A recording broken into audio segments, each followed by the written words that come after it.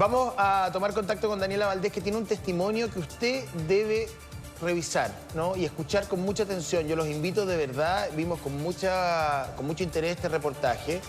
Y quisiera, bajen la música un poco, porque de verdad que este testimonio hay que ponerle atención. Dani, que nos presente a tu entrevistada, le agradecemos su generosidad de compartir su historia con nosotros y le ponemos toda la atención para una historia que, bueno, son los rostros de la delincuencia que finalmente conmueven, ¿no? y nos llaman a interpelar a los políticos también.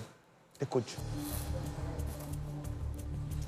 ¿Cómo están? Estamos con Valeria Urrutia. Ustedes la recordarán porque la veían también en el reportaje. Hija de don Juan Urrutia, fallecido hace ya más de 3 semanas en el recorrido 506 por defender a estudiantes. Ustedes recordarán este hecho. Y también ella sobrina de quien viene en la portada que ustedes revisaban también, de Lun, que también en los últimos días fue entonces también víctima de la delincuencia, y me comentaba ella en este rato que el temor que ha generado, que no se ha vuelto a subir, Valeria, tú me decías, a una micro ni una posibilidad, porque no solo tiene el temor de lo que le pueda ocurrir, sino que viene ese recuerdo fresco también de lo que le pasó a su papá. ¿Cómo estás, Valeria? Muy buenos días. Buenos días, sí. Bueno, el tema de la micro, no me subo a una micro desde que falleció. No tanto por miedo, sino porque lo veo ahí. Lo imagino ahí, sé que él falleció arriba de una micro. Duele pensar, imaginar de la forma en que falleció. Duele también que no hay seguridad. Tú pagas tu pasaje y no sabes tampoco si vas a llegar vivo a la casa. El transporte no te está dando ninguna seguridad al pagar el pasaje. Los delincuentes saltan por arriba del torniquete. Tampoco como que entren por la puerta de atrás, ellos saltan por arriba del torniquete. Y no, la verdad es que es un trauma, no. Es difícil volver a subirse a una micro, es difícil volver a mirar una micro. Las imágenes de mi papá están constantemente, las imágenes de este tipo, la cara de este tipo está constantemente en la cabeza y no, es terrible. Y tú me decías generalmente lo barato que sale, y que comentaban también en el estudio, el asesinar a una persona. Además tienes el caso de tu tío de hace un par de días, que también fue blanco de delincuencia, también aparentemente por una banda de menores. Ustedes han estado en una semana muy difícil, producto de varios hechos de delincuencia seguidos también. Sí, pues se van a cumplir 4 semanas. A la segunda semana que pasó lo de mi papá, intentaron matar a mi tío en un robo. Fue como, no, impresionante, o sea, recién vivimos lo de mi papá, que falleció, y después casi me matan a mi tío. No, lo encuentro de verdad mal, o sea, la delincuencia está desatada y lamentablemente no hay control de nada, Muchachos, en el estudio también lo escucha Valeria. Dani, queremos saludar a Valeria, darle nuestras condolencias. Bueno, y estamos también impactados a propósito de esta otra situación también que afecta a su familia. Fíjate, Valeria, que yo creo que hoy en día en Chile es muy difícil encontrar a alguien que te diga que no le ha tocado a alguien de cerca, un familiar, un amigo, un conocido, que haya sido víctima de un intento encerrona, o de un asalto, o de algún hecho también que afecte contra su seguridad o la de su familia. Nosotros lamentamos tanto lo que ha pasado con la tuya, con tu familia. Y somos a veces también los medios de comunicación, ahí hay que hacerse un mea culpa, porque uno dice, oye, pero ¿cómo? Mira, una encerrona, y nadie se mete, nadie interviene. Mira en el caso también de la nobleza de tu papá lo que terminó ocurriendo, porque termina costándole la vida. Sí, pues nosotros cada vez que veíamos la noticia era un tema, o sea, veíamos cómo asaltaban a la gente. Mi papá siempre era el comentario de que, pero ¿por qué no hacen nada? ¿Pero por qué nadie se mete? ¿Por qué lo dejan solo? Y todos nos preguntábamos, y después, claro, uno se pone a pensar y dice, ahí está la cosa, ¿por qué uno no se mete? ¿Por qué no dicen nada? Un hombre bueno, Porque lamentablemente las cosas pueden pasar así. A ver, hay un elemento que uno no puede desconocer. Uno en la vía pública o en un espacio riesgoso, quizás cualquiera de nosotros puede ser sujeto de un accidente, de un ataque, en fin. Pero tu papá no estaba en un lugar abierto, no estaba en una situación riesgosa. Si lo más perverso de todo esto, y por qué esto impacta tanto, ¿eh? Porque él estaba en una situación que en cualquier sociedad medianamente civilizada es una situación segura. Uno no asumiría, a ver, si yo camino a las 3 de la mañana por un camino desconocido, oculto, sin luz, uno asume que pueden pasar cosas en todas partes del mundo, en algunos países más y en otros menos. No debería, pero pasa. No debería, pero pasa. O sea, no hay sociedad donde la delincuencia sea cero, ni siquiera en esos países nórdicos donde nos encanta mirar con cierta admiración. Pero lo más... ¿Por qué a uno cuando te escucha, querida mía, se te ponen los pelos de punta a uno? Porque tu papá estaba en una situación de aparente seguridad. En cualquier lugar del mundo, tomar el transporte público, ya sea un tren interurbano, el metro, o una micro, o un taxi, debería ser un lugar seguro, debería ser una experiencia que, primero, agradable, bueno, digamos ya en momentos de atochamiento no tanto, pero medianamente segura. Y si uno se arriesga, si hay un nivel de riesgo ahí, tiene que ver con lo que está internalizado, que tiene que ver con robos, en fin. Un choque. Pero a nadie se le podría ocurrir que en el espacio, digamos, de un bus o de un tren o de un avión o de lo que sea, uno va a encontrar la muerte de una manera tan brutal. Ayudando al otro. Entonces, eso es muy torcido. Bien. Eso es lo que la sociedad no puede entender. Es una reflexión. Yo no soy capaz de preguntarte absolutamente nada. No sé qué preguntarte. No me atrevo a entrar en tu dolor ni llevarte a una situación de revictimización. Solamente estoy reflexionando contigo. ¿Me entiendes? Lo que tú quieras decir, yo lo recibo bien. Sí, pues nosotros una vez tuvimos una conversación con mi papá y me decía así como, vale, están peligrosas las calles porque yo salía a carretear, porque llegaba tarde a la casa. Y esa conversación la tuvimos súper seria, así yo le dije, papá, hoy en día puedes salir del trabajo y te van a matar. Hoy en día vayas a comprar al negocio y te pueden matar. Yo creo que cada uno tiene su punto final, pero nunca me imaginé que podría pasar esto. Y no fue hace mucho que nosotros habíamos conversado esto. Entonces yo le decía, en cualquier momento la delincuencia está tan desatada que en cualquier momento pueden morir por cualquier cosa. Pero claro, usted hablaba del tema de la seguridad de la micro, o sea, uno se arriesga cuando está en un callejón, pero estando en una micro se supone que estáis seguros. Y en un viaje que además tú me decías, él hacía todos los días, que ustedes conocían, porque ahora en detalle ella me dice, hemos podido enterarnos de que ese recorrido está muy peligroso porque nos han dicho, pero era algo que ustedes hacían a diario y que consideraban, como dice José, un lugar seguro.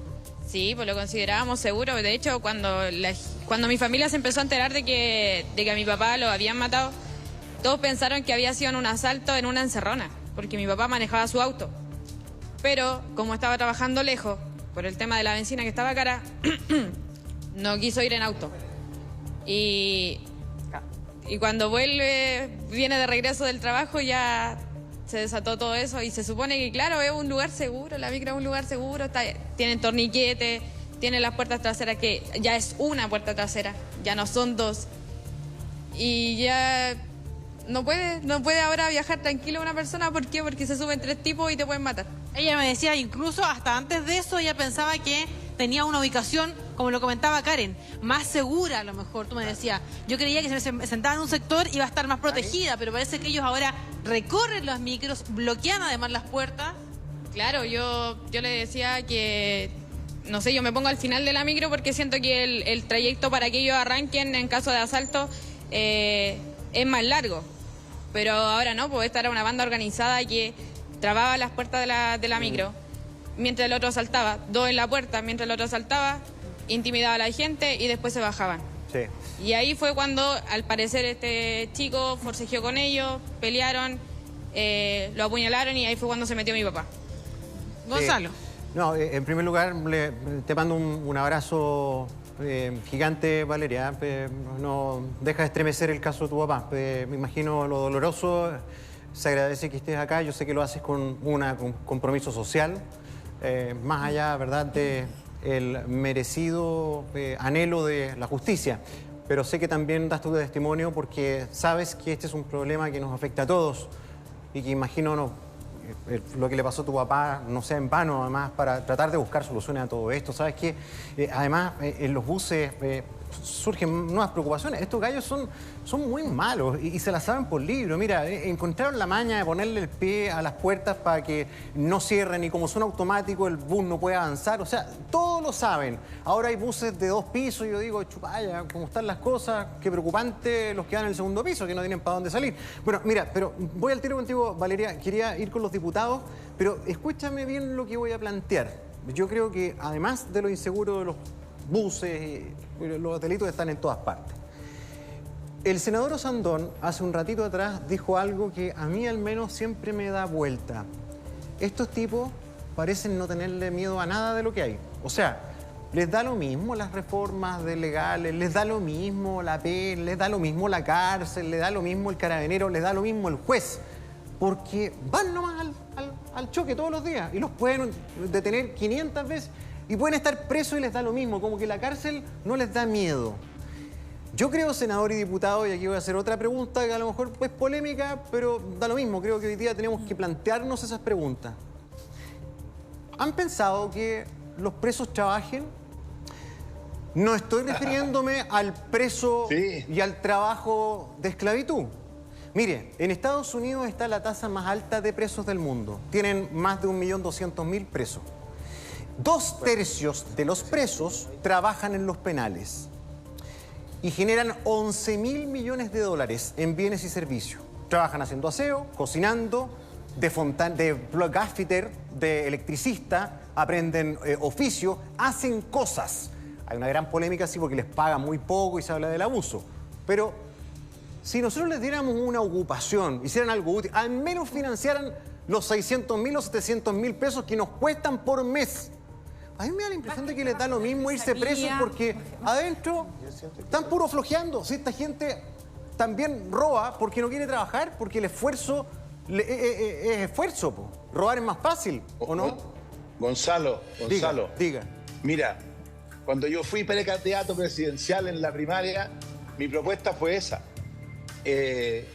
Las cárceles no tienen que estar en la mitad de las ciudades pequeñas, hay lugares más lejanos en que pueden haber espacios y que se cree y que exista la obligación de trabajar. Fíjate que en Osorno hay una cárcel experimental que sí lo hace y los presos trabajan en un campo y la cosa funciona. Esto debería ser mucho más duro, pero siempre nos dijeron no, porque eso viola los derechos humanos y los acuerdos internacionales. Fíjate que aquí hay una derivada que viene para las familias después.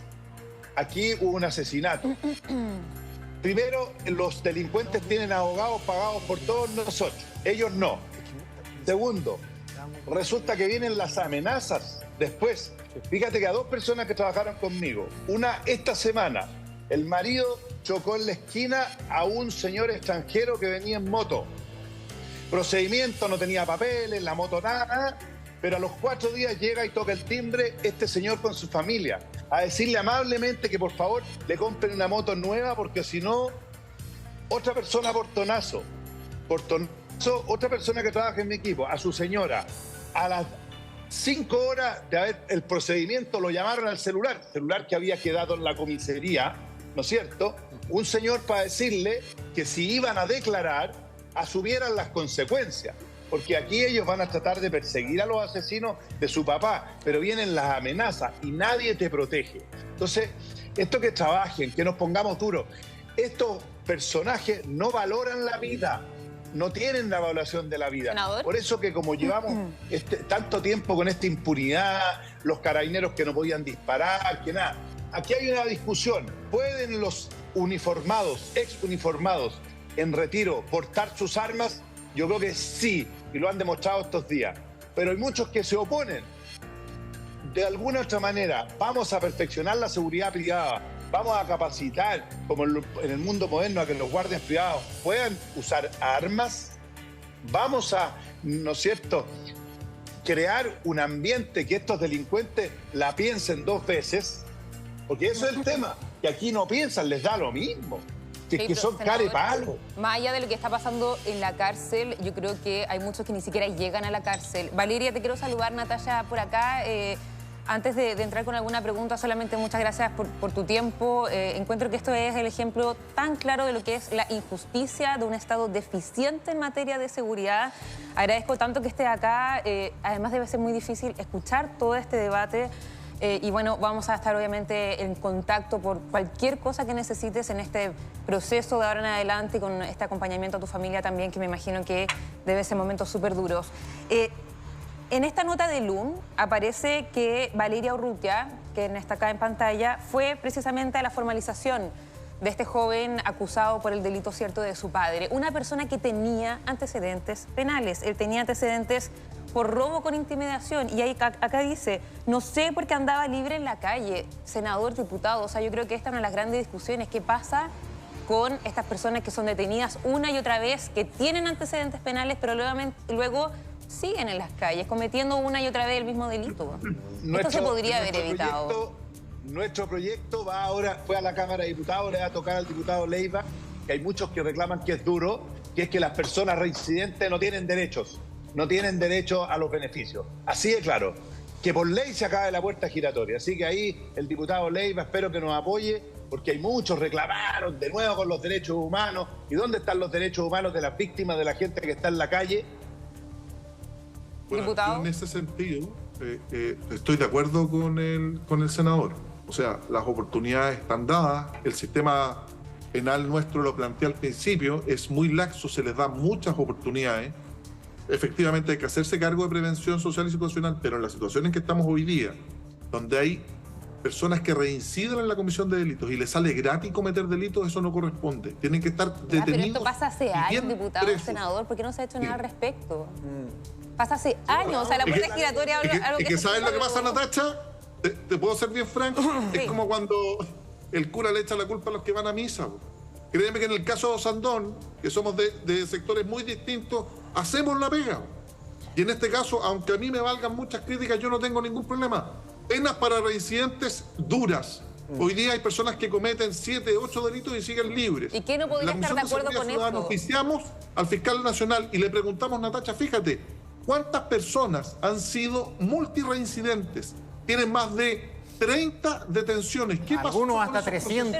Pero ¿Qué hizo la Fiscalía? ¿quién impide que eso avance? O sea, me parece algo tan evidente. Es evidente. La ley que aprobamos esta semana, y que va a la Cámara de Diputados, prohíbe que lo suelten. Claro. Y algunos reclaman que es dura. Sí. Y al revés. Por O mí- sea, aquí el que por mí, reincide José, no tiene derecho a salir. Que sea tan dura, porque los beneficios carcelarios lo planteaba al inicio cuando participé, son demasiado laxos. Sí. Mira, aquí hay varias reformas, no solo el ministerio, la creación del Ministerio de Seguridad Pública es fundamental. Aludía a la ley de seguridad privada. Hace 13 años que está en el Senado la ley de seguridad privada, recién se le están poniendo indicaciones. Los tribunales de ejecución de pena, que es una deuda pendiente, porque nadie fiscaliza y supervisa que efectivamente las penas que se apliquen se cumplan en el medio libre, lo estamos aprobando en la Comisión de Constitución. Y algo que es fundamental y que seguramente, empatizando con Valeria, es uno de los problemas centrales de esta reforma procesal penal que hay que revisar. Efectivamente, la asistencia a las víctimas, ¿dónde queda? Sí. Valeria no tiene un abogado que se preocupe de su situación. ¿Dónde hay un abogado representante Apoyo pagada por permanente. todos Sí. los estados, ¿Diputado? por todo el estado, Diputado Leiva. pidiendo medidas? Bueno, son tantísimas cosas que de repente como que abruma porque cuesta agarrar esta majamama tremenda de factores, pero es así. Y para ir despejando un poco las distintas X y Zetas. No me dieron mucha pelota con mi punto, pero solo quiero saber, ya sé la posición del senador, quiero saber la suya. ¿Usted estaría de acuerdo en que los presos trabajen en Chile? Porque la verdad, de verdad, yo creo que a eso sí que le van a tener más miedo, porque el encierro no le tienen. Pero el miedo a la pega yo creo que le tienen sí o sí. Porque entonces lo encerramos y ahí están haciendo estoque, haciendo chicha de manzana, no sé de qué mugre, estafando por teléfono, haciéndose pasar por ministro, o sea, hasta amenazando jueces ahora. Entonces que trabajen. Gonzalo, y eso tiene una cuestión que es muy potente. Detrás de esos presos hay familias y niños y señoras que son inocentes y que pasan las de Kiko y Caco. Si trabajaran estos compadres, podrían darle sustento a su familia. Así es. No solo, ni siquiera que no nos pague en Chile las 600, 700 lucas que cuestan, pero por último que mantengan a sus niños, reitero, a las víctimas que son trabajo digno, remunerado como corresponde, electricista, gasfitter, mecánico, en la minería, no tengo idea. ¿Usted estaría de acuerdo, no, diputado? Solo para terminar esto. Absoluta y totalmente, porque Buenísimo. Lo que trato de plantear es que este es un tema multifactorial, son 20.000 factores, hay que pensar fuera de la caja. Nadie piensa en serio, no es una política de Estado el sistema carcelario. En Chile no hay cárceles, no se licita, no se concesiona una cárcel, porque, oye, hablar de concesiones es una locura hoy día para algunos sectores. Hay que concesionar y construir más cárceles y segregarlas. Y rápido. Manuel José hablaba del 41 bis, que es la forma en que en Italia se acabó con la mafia, segregando. Hoy día existe en la cárcel de máxima seguridad, creo que son del orden de 300 plazas, formas de internación sin contacto criminógeno, aislados esos presos, con celdas individuales. Hoy día cuando tú los metes presos es como si los mandaras a su oficina. Exacto. Porque ahí se contactan con los demás gallos que operan. ¿Te fijas? Ese es el problema. Y como las cárceles no hablan van de la... muchos, Yo no sé por qué ha y se costado demoran tanto, 8 o 10 además, años, nadie se preocupa de ese tema. Oye, sí, no sé por qué ha costado. Uno de los problemas de fondo, el sistema carcelario. ¿Qué pasa con Gendarmería? Eso. ¿Quién le entrega a los reos, a los presos? ¿Quién interna droga? ¿Quién interna celulares? ¿Por qué Gendarmería no depende del Ministerio de Seguridad Pública y hoy día depende del Ministerio de Justicia? ¿Por qué en Chile tenemos sindicatos con gente que porta armas? Esos son los problemas de fondo, que no hay que hacerle el quite, sino que hay que asumirlos, discutirlos con voluntad política, porque mientras nosotros seguimos discutiendo, Valeria y muchas de las personas nos dicen, bueno, ¿qué hacen ustedes? ¿Qué hacen? Fíjate que aquí, dentro de nuestras posibilidades, estamos haciendo todo lo posible. Sí, diputado, Mientras la tanto, Karen... mientras tanto la gente tiene todavía el temor de subirse a una micro, tiene que está obligada todos los días a seguir transitando. Fíjate que pensaba la dificultad que ha habido incluso para llegar a algo que a lo mejor ya en otras partes se ha resuelto. Mira, esto de tener un vidrio para hablar, o sea, porque la gente que hoy en día cae detenida, ¿qué sabe? Oye, le duele un diente, va a tener dentista, oye, va a tener a lo mejor, no sé, hablamos de hacinamiento, por supuesto, condiciones de privación de libertad, pero sí tienen hartos beneficios. Bueno, pero entonces yo tú me dices, pregunto... mira, las visitas... No, me pregunto en qué ha estado la agenda política estas últimas 3 semanas. Te los pregunto a ustedes. Acabamos, mira, desgraciadamente peleando por lo que pasó hace 50 años.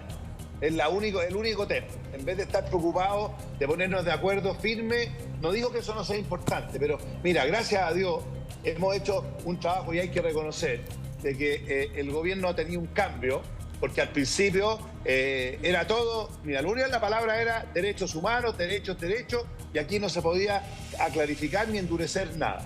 Y esta cuestión, de alguna manera, la ley que salió ayer, que espero que los diputados la aprueben luego, que es de la reincidencia, que tú no puedas tener beneficios si has reincidido, el tema del crimen organizado.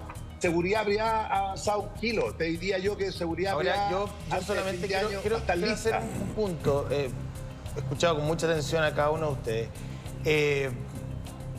Si yo estuviera en el lugar de Valeria y estuviera asistiendo a esta conversación, es bien, ¿cómo decirlo? Medio surrealista, toda esta puesta en escena, porque ¿cómo Valeria está mirando esto desde una mujer que ha perdido a su papá arriba de un bus?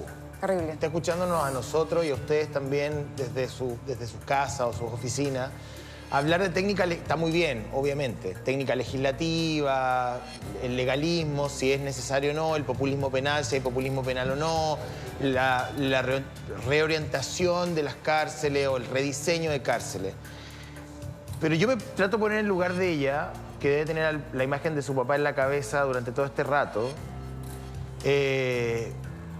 y tiene que, de alguna u otra manera, convivir con ese... Está en pleno duelo, además, esta niña. O sea, está en pleno duelo. Entonces, encontrar explicaciones o consuelo en lo que nosotros estamos conversando es prácticamente imposible. Yo, Valeria, claro, yo creo que... Nada, yo no trato de entenderte y no tengo nada que preguntarte. O sea, perdiste a tu papá hace 2 semanas o un poco más, no me acuerdo exactamente, 3 semanas. Estás en pleno duelo, lo único que te puedo decir es que los duelos deben ser de los desafíos más grandes del ser humano. El desapego por muerte, principalmente, es un desafío emocional de los más difíciles, digamos. Y uno avanza 3 pasos y retrocede 2, y deben haber mañanas que te levantas llorando y otros días que sientes que estás mejor y después vuelves a llorar y bueno. Es parte normal del desapego, pero además un desapego violento, brusco, de nuevo preparación alguna. Es distinto perder a un papá que ha agonizado durante varios meses o donde hay, no sé, información médica que habla de su deceso, a perderlo de esta manera. Insisto, en un lugar que se supone es seguro, porque si mi papá va a la guerra o mi papá trabaja en una suerte como de, no sé, de operativo de seguridad, en contacto con criminales, esto lamentablemente puede pasar. Pero cuando uno toma eso es lo perverso de la inseguridad que estamos viviendo, que lo que antes era una imagen bucólica cívica, hoy día se transforma en un escenario de muerte. Porque una es vivir micro, con miedo, un pues, tren, José, es vivir... a la panadería, al cine, saliendo de El portonazo debe ser de los delitos más sórdidos que existen, porque no hay nada más seguro que la puerta de mi casa. Y eso se transforma automáticamente en un escenario de riesgo de muerte. Por eso nos impacta tanto. Bueno, y un tema que habían hablado además, viste que la Valeria nos decía, Dani, volvemos contigo para comentar con ella, porque yo creo que todas las familias hoy en día tienen estos protocolos de seguridad. ¿Qué pasa si entran a la casa? ¿Qué pasa si te quitan el auto? Ustedes también habían hablado, Valeria, entiendo, de los peligros que enfrenta uno hoy en día en el transporte público. Sí, bueno, nosotros habíamos hablado sobre eso, hacíamos sobremesas hablando de todo eso y veíamos la noticia y veíamos los portonazos, veíamos todo eso. A mi papá también le decíamos, papá, momento en que te quiten el auto, no hagáis nada, tú entrégalo nomás porque la cosa está peligrosa. Y mi papá, no, yo no entrego nada, o sea, es mi esfuerzo y yo no voy a dejar que unos delincuentes se la ganen fácil y no, yo no entrego nada, son mis cosas. Yo les paso el auto por encima y así era. También los portonazos que veía de la otra persona también era como, pero ¿por qué el del otro lado no le pone el auto encima? Y siempre tuvo esa misma actitud, pero él pensaba que no le iba a pasar nada, Valeria, lamentablemente. Valeria, Esa valentía que también decide en el fondo defenderlo al estudiante. sí, Valeria, Natalia por acá, estaba viendo otras entrevistas que has dado y me quedo con una frase que dijiste, que tu papá te enseñó a ti y a toda tu familia a no tener rencor. Y me parece, o sea, realmente una enseñanza tremenda. Yo Qué difícil. no sé, de verdad te lo digo, o sea, yo no sé cómo estás acá escuchando todo esto en una conversación que está como decías tú, José, tan técnica y que suele ser tan fría, y ver que esto te pasó hace tan poco tiempo, de verdad te agradezco mucho tu testimonio.